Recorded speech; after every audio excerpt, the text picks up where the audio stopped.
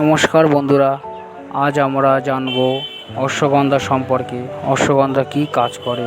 অশ্বগন্ধা একটি পরিচিত আয়ুর্বেদিক ভেষজ যা মানসিক চাপ কমাতে এবং ঘুমের মান উন্নত করতে এবং শরীরের শক্তি ও স্ট্যামিনা বাড়াতে সাহায্য করে। নিয়মিত ব্যায়াম ও স্বাস্থ্যকর জীবনযাপনের সঙ্গে অশ্বগন্ধা আপনাকে আরও ফিট, এনার্জেটিক ও আত্মবিশ্বাসী থাকতে সাহায্য করতে পারে।